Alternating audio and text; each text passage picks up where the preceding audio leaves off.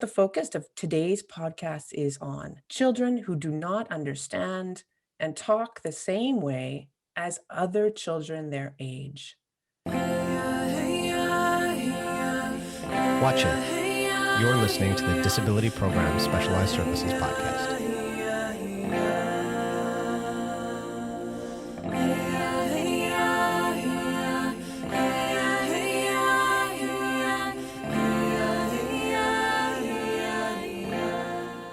Wajak. Code not Shabbat Magay Mohiwaj Aishin Gadao Language Disorders. I'll go part 1. Nation in he parts part 1, Gya part 2 Tigun. IG Gabatwano J Mohigoj. Uya Language Disorders IG Cynthia Miller-Lautman, Occupational Therapist Dabitsio. Gya Dana Lawlor, Speech Language Pathologist Dabitsio. Ayogya J Mohigoj, I nanoj language develops in young children.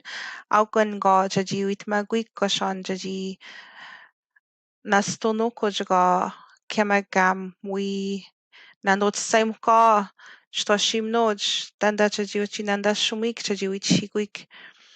Chugmigo nano gya in nanoj tips danda jaji we jaji uchi wichigo jinyayo. I Science ko inanoj ay astragaloid niyo awi image.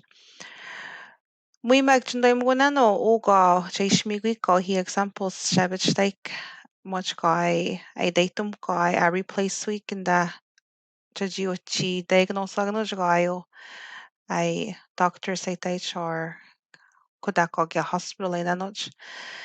Ko when just so get jab shitmag part 2 shming get the one chiship shitmag part 1.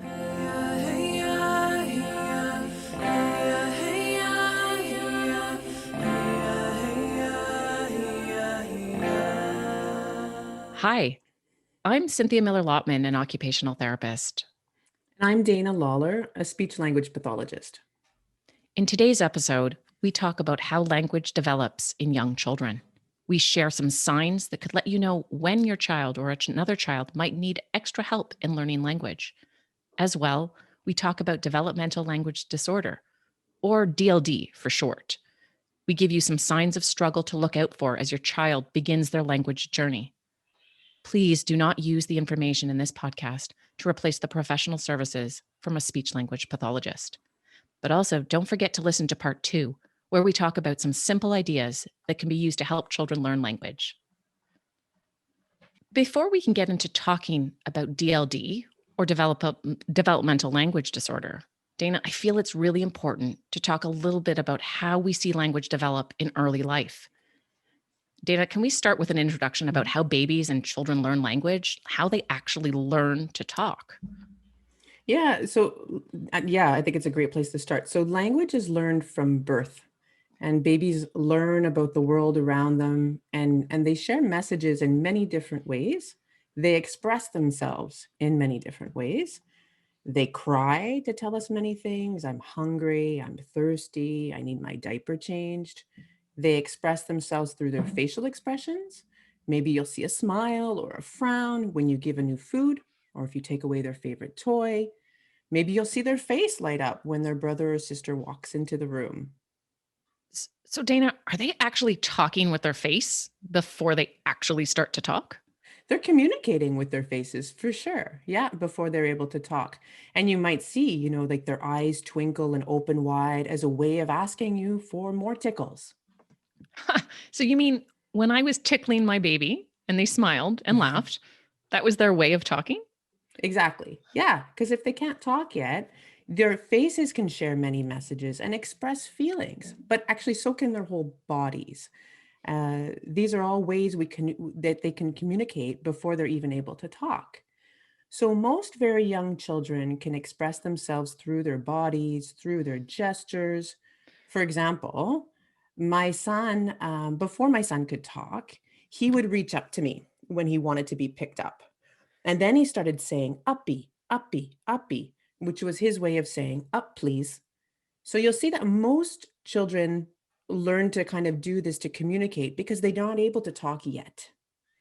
You'll also see that most children learn to point to the things that they want before they have the words to ask. So here is an image that can help to explain language acquisition, typical language acquisition. It's an image of an iceberg. And if you know an iceberg, there's a peak on the top above the water, and there's a huge part underneath the water. And we've just talked about what it looks like at the top of the iceberg. That's a child's expression. So if you look here above the water, we see all the ways that children express or communicate what we've just mentioned. So using their faces, gestures, sounds, and words, or talking. And talking is just one way of how children communicate.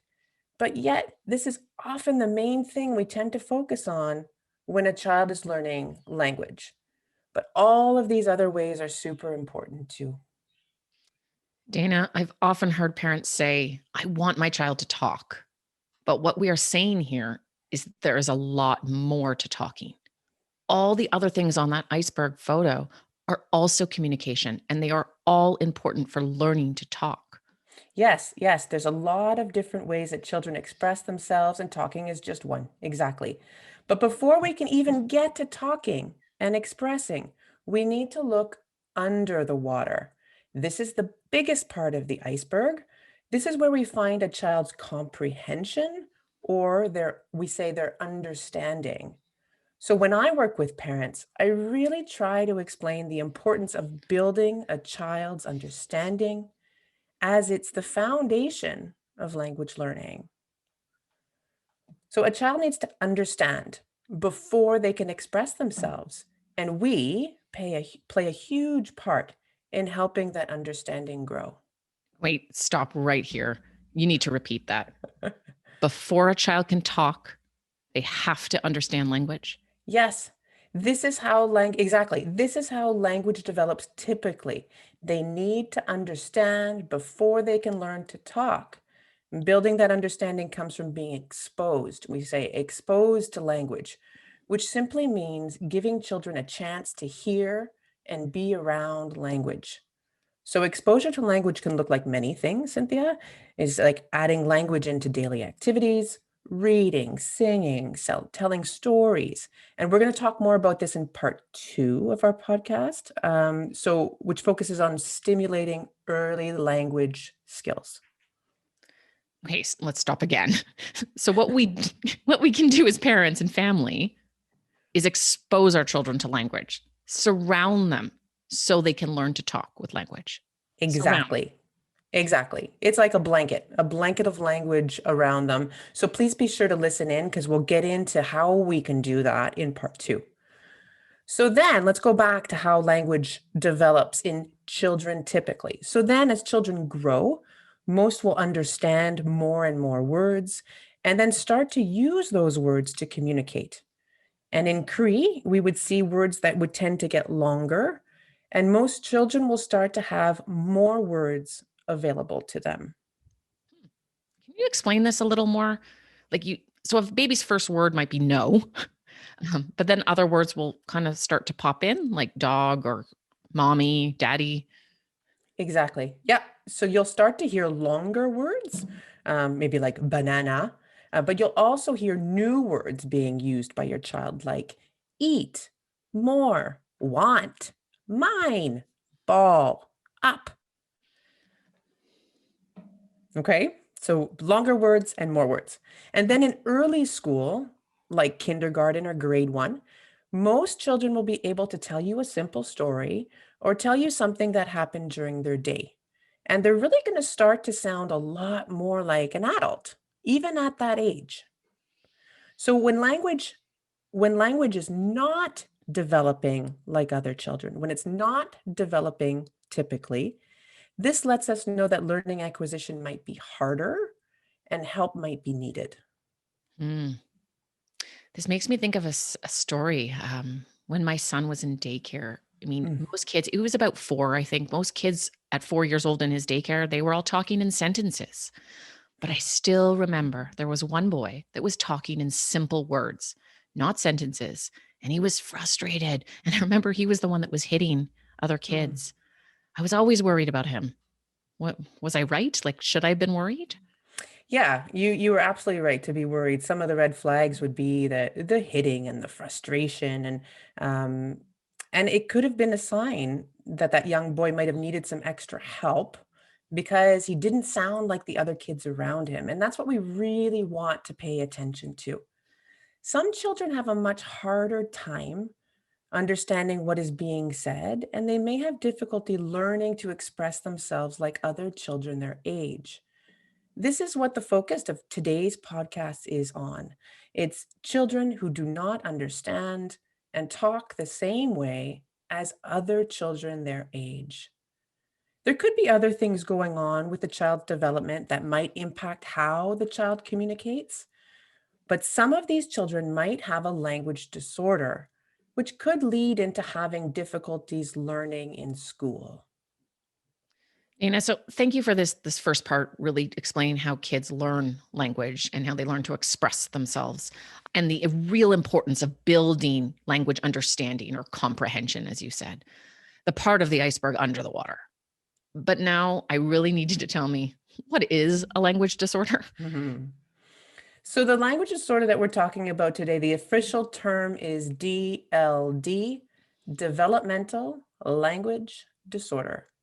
A language disorder means that the child's language understanding, so that's the part underneath the water, and their expression, the part above the water, is not developing as we would expect. It would be slower and more effortful than other kids of the same age. This is really important.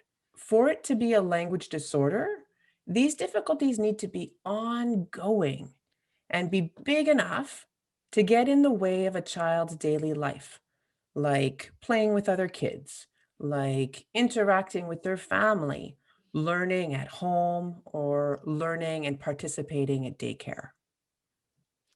So, Dana, if I understand correctly, DLD is a disorder. It doesn't go away and it can cause a lot of problems later on or early on in the child's life. Yeah, you're right. If it is a disorder, it doesn't go away. When we are talking about DLD, it's a disorder that impacts many aspects of life and it doesn't go away, but it may change with time. It may look different with time. It's there when a baby is born, Cynthia, but it can be very hard to see. It's an invisible disability, which means that a child with a language disorder will really look no different than any other child. So, go back for a minute. You Okay. said that a disorder can be hard to see, hmm but then really, how do I know it's a disorder? So you can only really know by going to see a speech language pathologist, right? And we won't be going into the details of the disorder today, but a speech language pathologist can figure out what's going on, if it's a disorder, and what exactly to do to help. The child, with help from their parents or caregivers, would go through a testing or assessment process.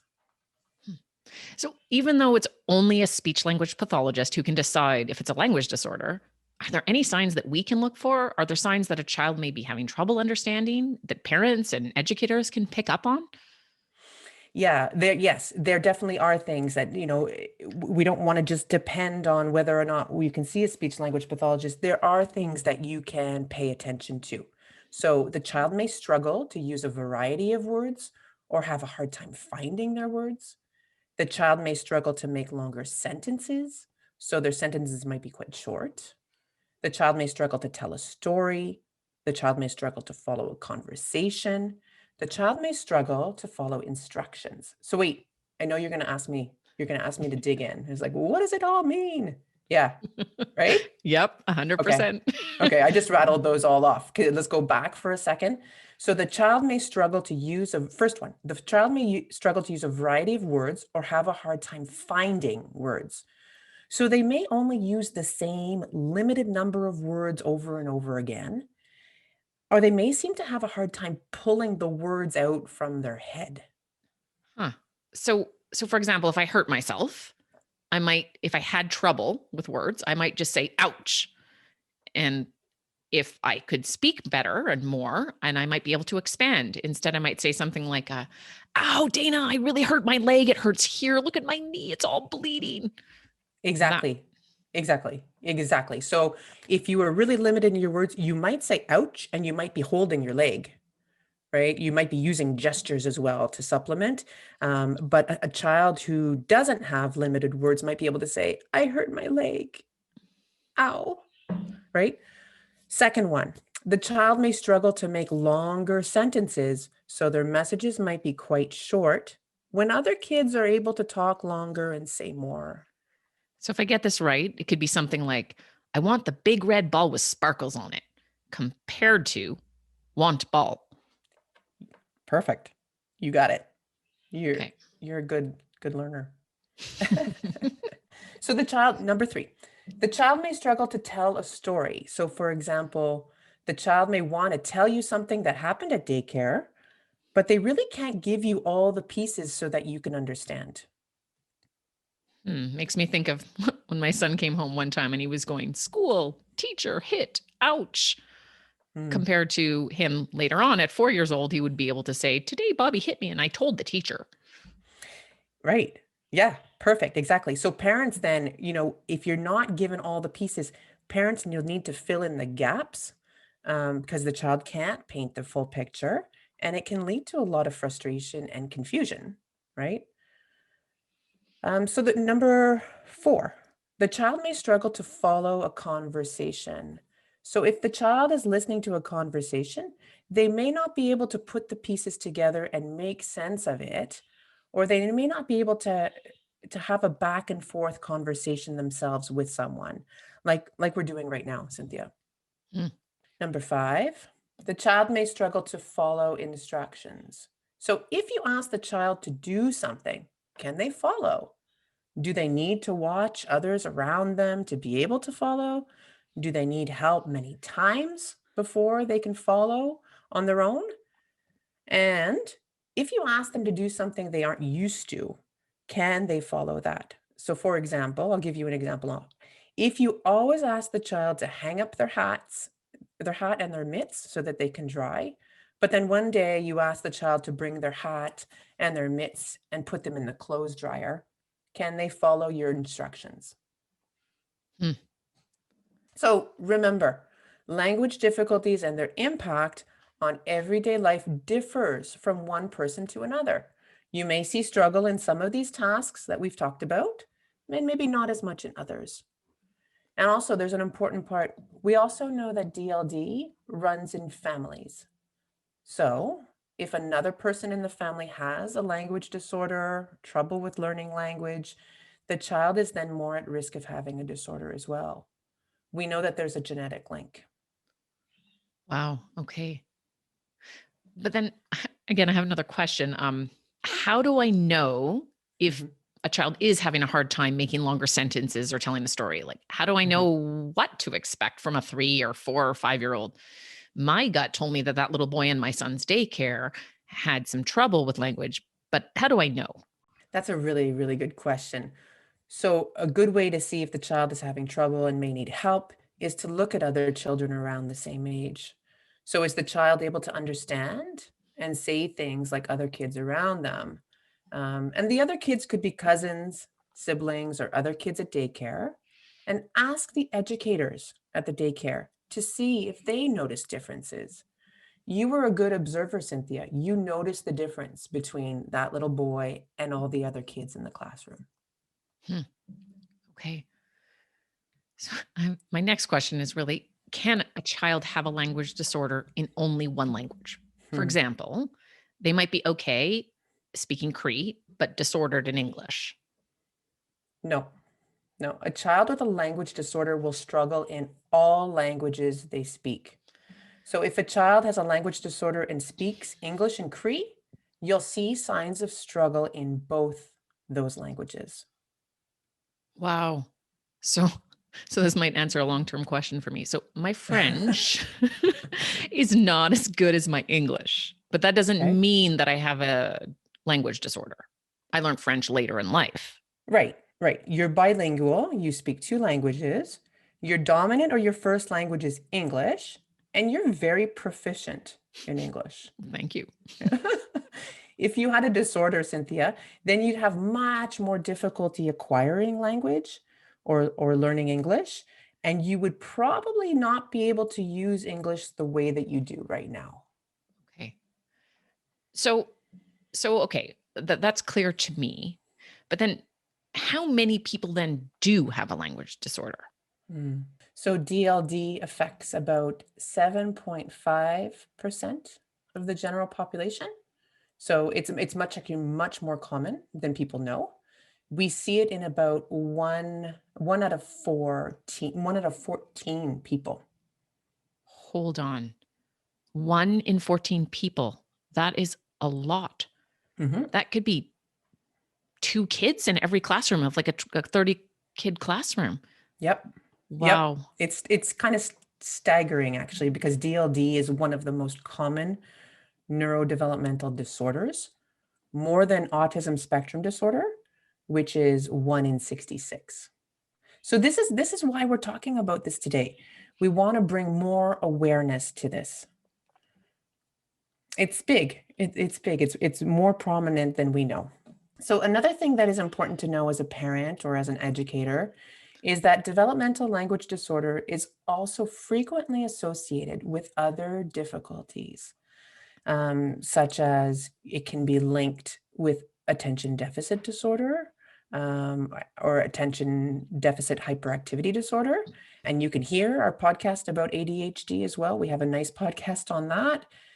It can be linked with motor coordination disorder, or difficulties. So that's difficulty coordinating your body, your hand, or your mouth movements. And it can also be linked with behavioral issues. So difficulties controlling your emotions. So these other disorders, attention deficit, motor coordination, behavioral issues, they don't cause a language disorder.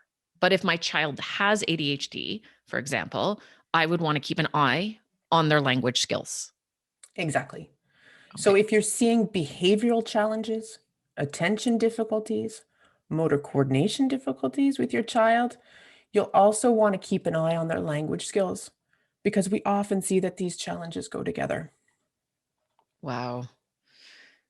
Okay, so if ADHD doesn't cause language disorder and autism doesn't cause that, what does cause language disorder?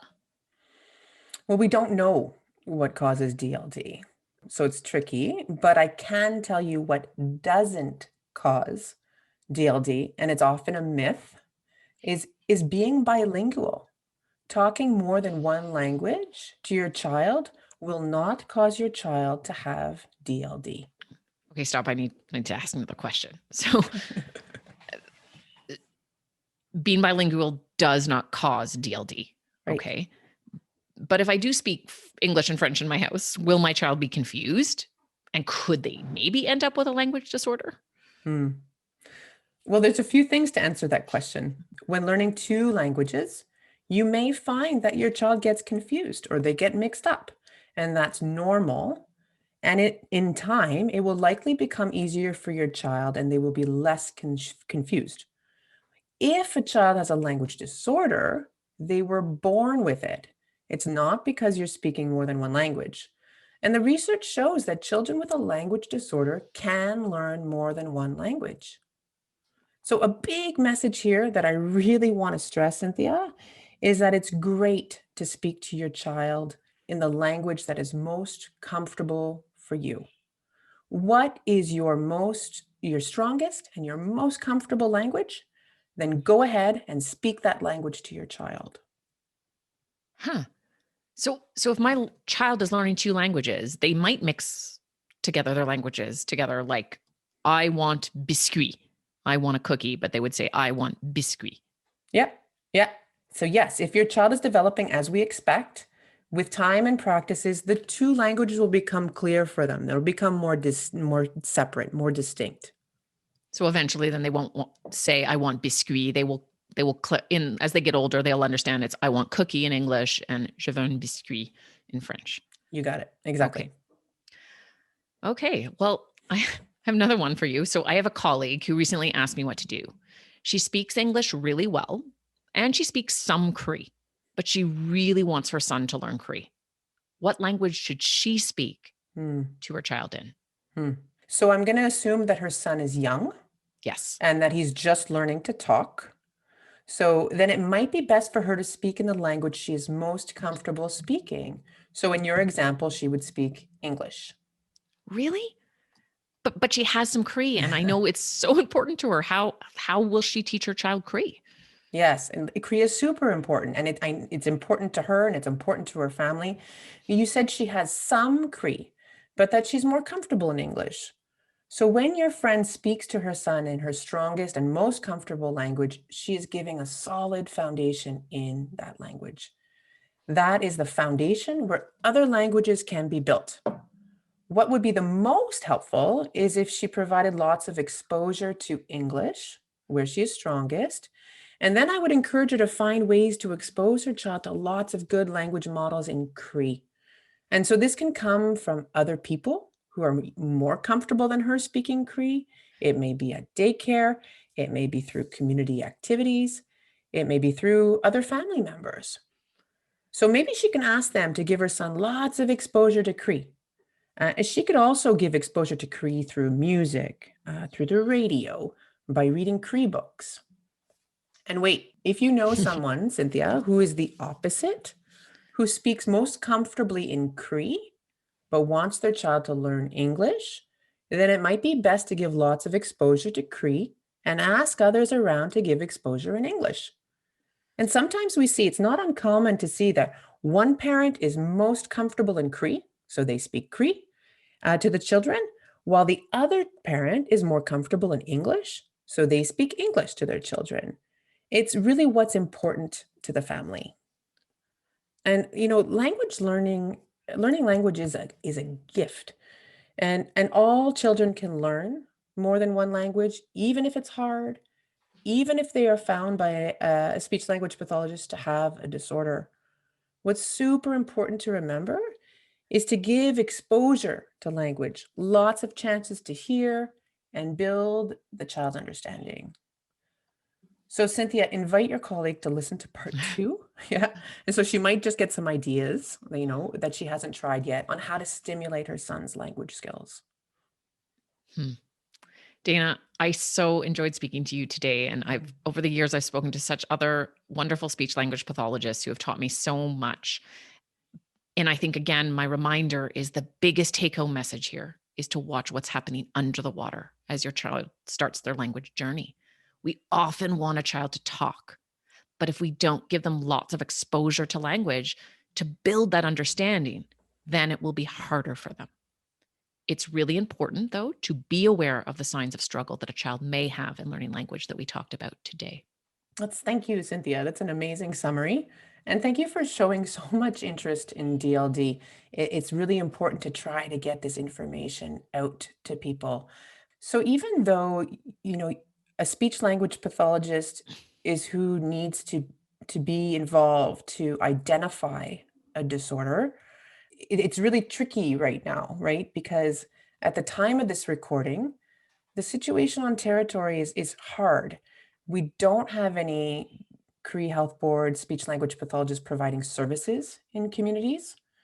But if you have concerns and want to look into getting services for your child, please talk to your case manager or your doctor. There are creative ways that people are finding to reach services. I know that giving help to the kids that need it as early as possible is super important, and it's the way we can help. Mm-hmm. So I'm really excited for part 2 because that's how we'll learn and teach others to help stimulate language in children. Yeah, we're going to roll into the fun part. So let's do it. Don't wait to see if your child outgrows language difficulties. If you are unsure or have concerns about your child's language development, please speak to your child's doctor. If you want to do something now while you're waiting, please listen to part 2 when we talk about how to stimulate your child's language development.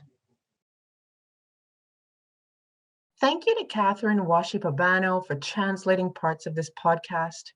Thank you to our working group, Bethany Hartrop, Cynthia Miller-Lautman, Sophie Ann Scherer, Amy Parsons, Trevor Friesen, Catherine Langevin. Thank you to speech language pathologist Alexandra Lauzon and Ben Gormley for creating many of the documents you can find in the resource section.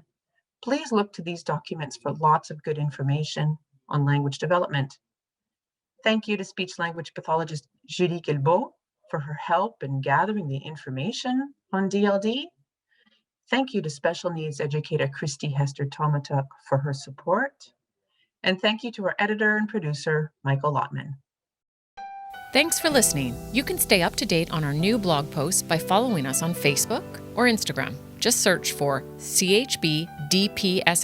You can subscribe to this podcast in Apple Podcasts, Google Podcasts, Spotify, or your favorite podcast app. Just search for Disability Programs Specialized Services. If you found this episode helpful, we'd really appreciate a rating or a review as well.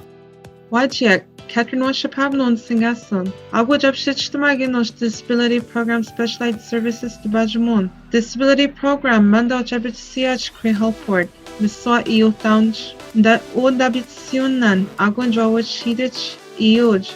Kia Abit Sisoj. Ayawaj. Wash Wasnitso. Kiamak Chayo. IH Disability. Omiamak Shavitayach. Jajasya goa noch da bajmon. Mogan white saitem hidach. Information ginanoch. Disability Programs is a regional team at the Cree Board of Health and Social Services of James Bay, Quebec. We are a team of healthcare professionals, social workers, and behavior specialists. Our role is to support the staff working with Cree individuals, their families, and caregivers who need assistance because of a physical or intellectual disability, like autism or ADHD. You can learn more about our team and our work by following us on Facebook and Instagram, or by visiting our website at disabilityprogramsspecializedservices.org.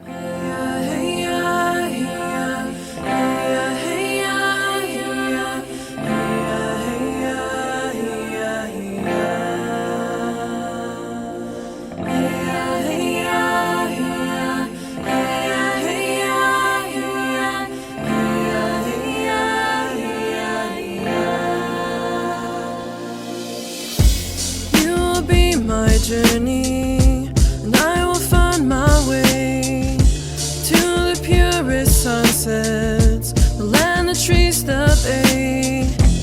Once I finally get there, I won't forget to breathe. Knowing you're my river, live your legacy. Walk on snow, yeah, we walk on ice. Wind will blow anytime it's right. Da da da, carry the drums through the darkest night. Keep our lane, don't lose that fight. Squeeze your hands and use that might. Da da da da, carry the drums through the morning light. You can be my legend, and I could tell your tale. You give me the courage, and I will always sail. Promise a land to fight to keep, 'cause we're on the shield and me. The shield and me. The shield and me. Remember where you're from, stay connected to your roots. Always do what you love and you'll never be the fool. Be the fool. Nah. Keep heading to the sun like the one with what you do. With what you do. Carry on the drums, play the rhythm of the truth. Of the truth. Yeah, I'm retracing your steps as you sharing stories. I'm living in your future, you prepared it for me. You gotta know your past to represent your heritage. The EU Ishji, let's tell these people where you live. Squash, ni insaitan. Intan, gay hishes kubamashuyan. Muktan, gazis niskaman. Ataksan dyson, dan jace bibskushian. You can be my legend, and I could tell your tale. You give me the courage, and I will always sail. To you I make this promise, a land to fight to keep. 'Cause we're on the shield and me. The land we set